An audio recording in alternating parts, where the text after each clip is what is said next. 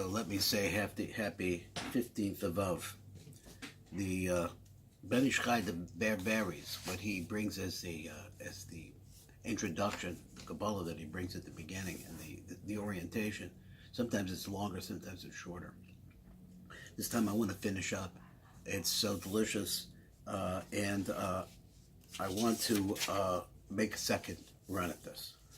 Let me get over here. We'll say a little balacha. So this is where we are right now. We ended, according to my calculations, on page Reish Lamed Ches, the second column on the left. If you have the same edition that I have, which is one that looks like this, that's actually the Ben Ish Chai. So he said, "V'hinei Rebbezer Adavar shekasav Rav Zal." And this thing now, this is going to go a little shtickle Gilgulim here now. I've been particularly interested in Gilgulim lately.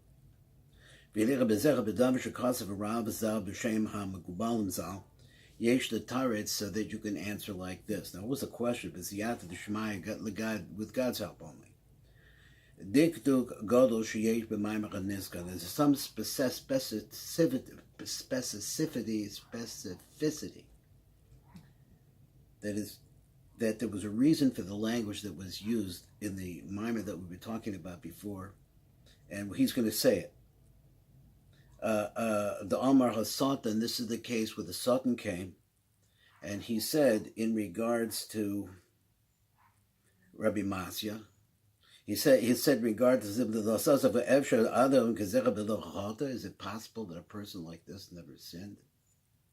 He said, this is specific language, and the Ben Ish Chai wants to look at it, why he says it's impossible for this person to ever sin. So he says, the Nirika Dvorov, that it seems from what he's saying, that a man like this, well, he can be forced to sin. He can be put into that. He's ready for that. So this really starts making us wonder about this.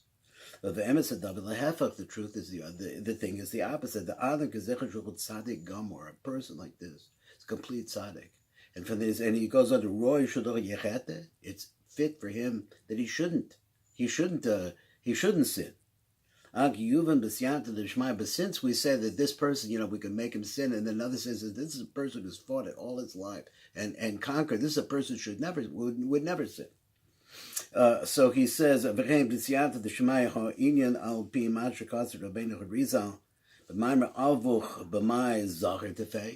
and it said like this. He takes this idea, so you have to see where he's going. So he takes this idea and he brings it to Gemara and Shabbos, Daf Kuf Yud Ches on the base, and he says, "Avuch, your father, but my zahir tefei. What was he most concerned about?" It's a Rabbi Shohei Sholem Chachmei HaTalmud Zelazeh. So the Chachmei Talmud, the Chachamim, they're all asking each other the same question. So what were they trying to get at?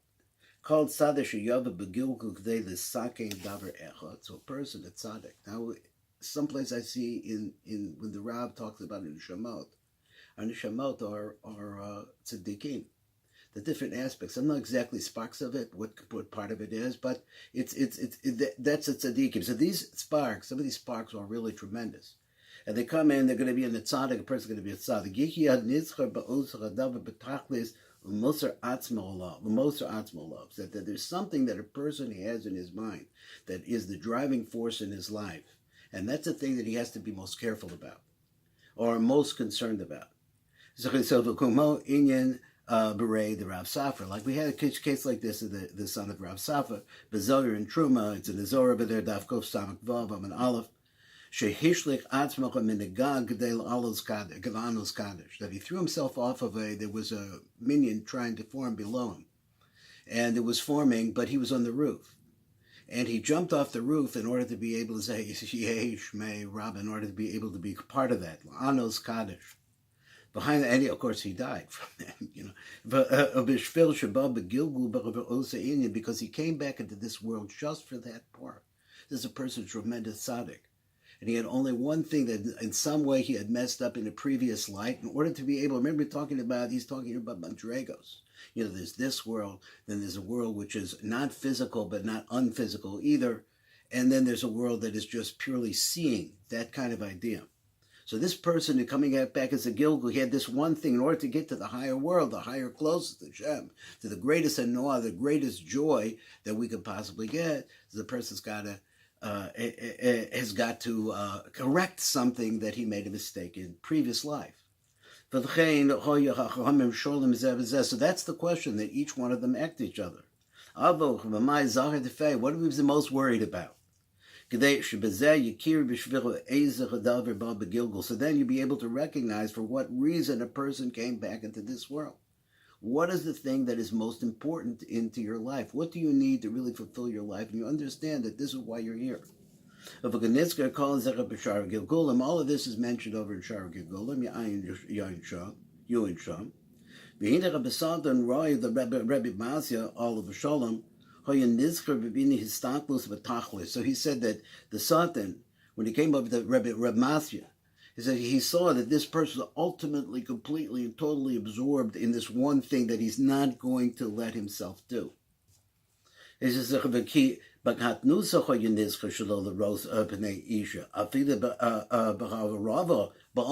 if he's just passing by, even when he was a little kid, he made sure that he didn't start sizing up women. And you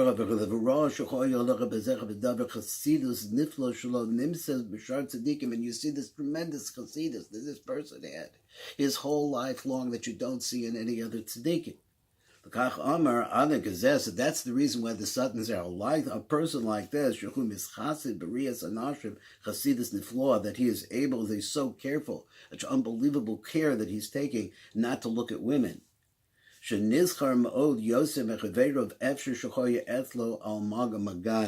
let's see if I can translate it, because this word magan, which means a shield. So let's see how it goes. He's tremendously cautious, than anybody else. So this is to protect him. That is, he knew that there's a problem here. This is his life. That he shouldn't make any mistake over on this thing. That he did that because he looked at forbidden things at the time when he was young, and he has, as a result of that, he had a pagam over here.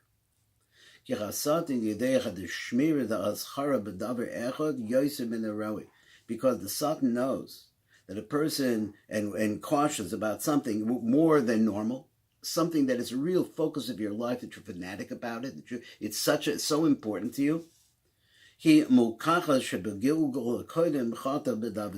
then we see this is a proof that this is a sin or a mistake that a person had in a previous. You could have a tremendous life with one flaw. So that is the tremendous life in this world with a flaw, but that flaw will follow you into the other world as well. It brings you back into this world in a similar situation. As they say, that what's a complete sin is that a complete forgiveness is that when you're presented with the same situation again, that you do what you can, you avoid it, or you do what you have to, the mitzvah that you have to do, like say, Yehei Shmei Rabbah. You have to kill yourself to do it, but that was what you were missing in order to reach closer and closer to the perfection of Hashem. Like I wrote in the name of the Rizal of above, so that we start going back and forth in our thinking. That was his problem, that he made a chet in his staklos in the previous lifetime. So now he knows that he's coming back. This is in his mind before, when he's a child. Before that, it's not clarified until he comes to the point where he really is a man and has to do this. Able to make himself into a sin in something like that. So therefore he said that I'll put him in that situation again where he made that mistake. And I'll give him something gorgeous, absolutely gorgeous to look at.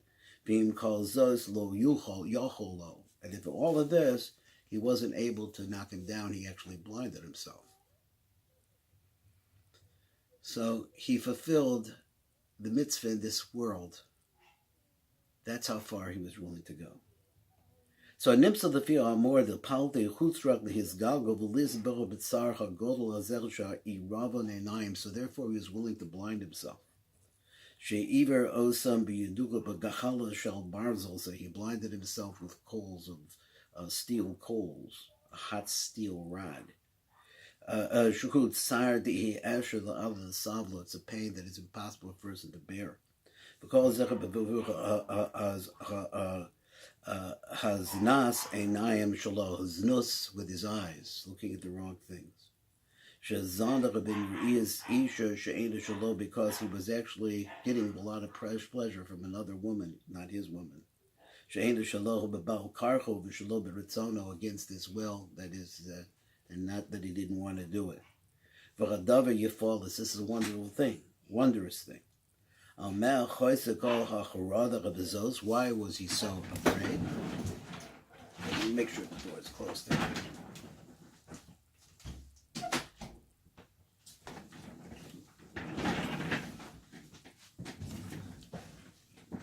Let me see where it was.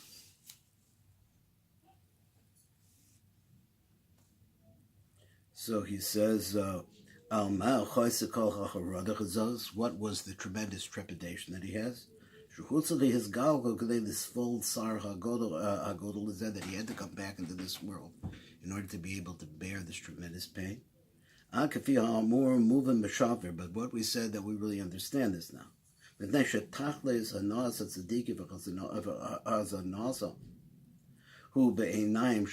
main benefit that a tzaddik gets in this world is from what his eyes can see. Because we already said a background over there. This is the highest level of Gan Eden. This is the Re'iyah of the Ziv of the Shechina. But you have to have eyes that are capable of handling that. So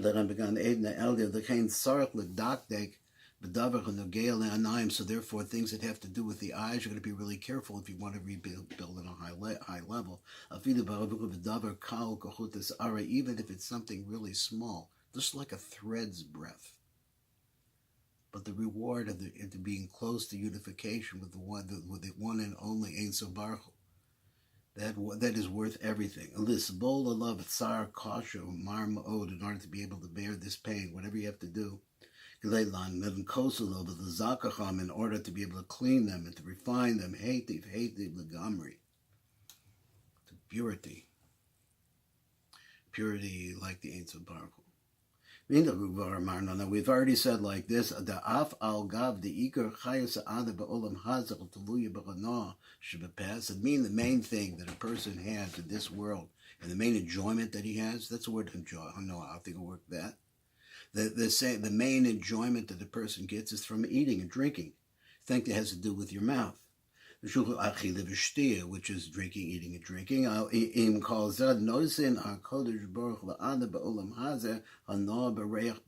it also gives us enjoyment and pleasure from our nose, from what we can smell, sweet smells. And he's telling us here, this is a higher level. The higher level, the air that we breathe and the things that are in the air are higher level. And then there's also a noah that we get from things that we can see the beauty of the world that God has created and how it is amazing all the things that he is able to make grow. The cycles of life, all of this we see with our eyes. So therefore,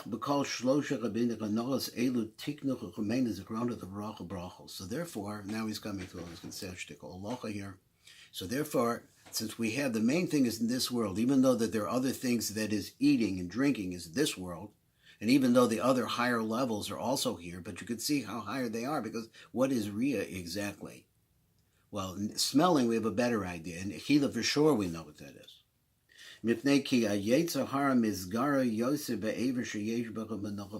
So therefore we see that the Yetzer Hara attacks the places where we enjoy. Whatever it is that we enjoy doing, you can have too much of that over there also. So because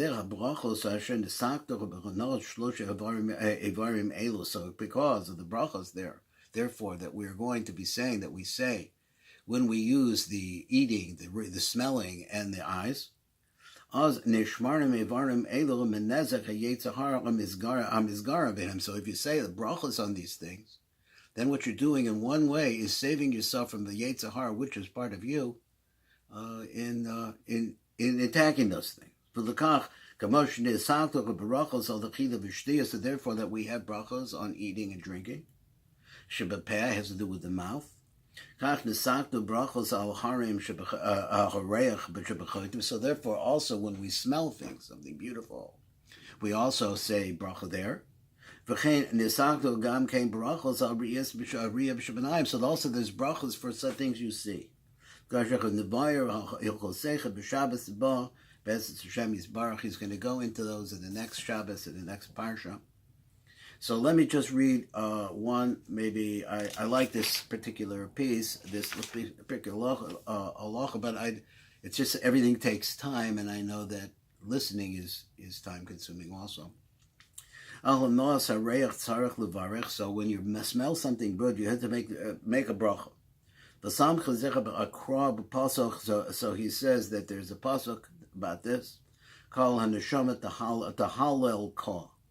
So all the neshama, some people pronounce this yud k as yak. Okay, these are megubalim that say that. So we call the neshama tahalel yak. But what is something that just the neshama gets a nod from? Zahareach. So that was a riot to it. What is it? This is, excuse me, the phrase I didn't translate it, all that the neshama should praise you for. So Rebekal HaNeshama Tahalel Yak, so that he will give praise to Hashem. Hareich Ta'af Al Pi Shachaguf Nami Nehenim Mimenu. So even though that the body also enjoys this, I'll call Zos Hanos HaNeshama Min Hareich He Yosem Meruva B'Hanos HaGuf. But actually the neshama gets more pleasure out of a sweet smell, a fragrance, than your body gets. But the hana of the goof, immediately when the fragrance is gone, it has no more pleasure. But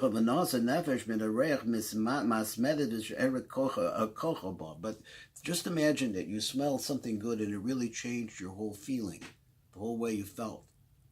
And it blew into you, but it doesn't leave right away. It changes your perspective.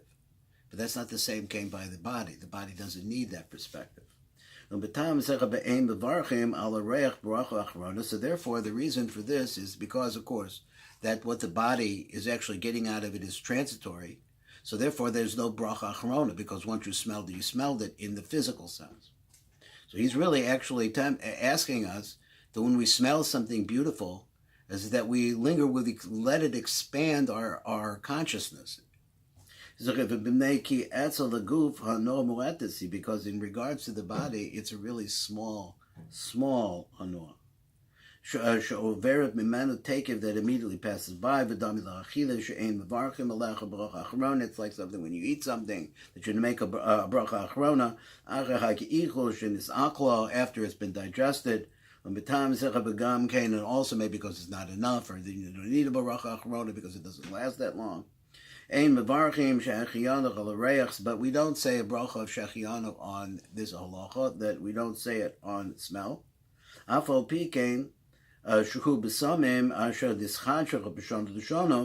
So therefore, this is a kind of a perfume or a sweetener, the spice, that has to be renewed every single year. And since you get very little out of the hanor that you get from the body, but even by the soul, though, that really could brighten a person up. So it's not shaykh to make a bracha shehechiyanu, but for hanos and nefesh, for hanos of the nefesh. Nefesh nitzchis v'lo tomos, because the nefesh is eternal, will never leave. So therefore, in regards to that, you don't have to say something it's renewed. That's the idea of renewing it. Like we say over the poskim, also one more. Also the raniach mereich tov ad shivarach kodem shiyareich. So it's forbidden to make a bracha on something which is a sweet, wonderful fragrance. Ad shivarach kodem shiyareich. So first you have to make a bracha before you smell it. But wait a minute, you're not sure if this thing has a great smell or not. O im hum besupet ba'atzmo im yargish bereich, or the person doesn't know himself if he's going to be able to appreciate the smell. Which he calls nasla. So a person who has a nasal problem. So he's also sensing his sense of smell. So if you're not sure if you can smell it, or maybe you're not sure if it has a smell, then you can smell it first. Then afterwards, after you smell it, you verify that in fact that it does have a beautiful fragrance. Then you can smell it, and you can make a bracha on it, and then you can then smell it. So that you shouldn't have a bracha, that wasted bracha, as is mentioned in Chesed LaAvraham. Thank you.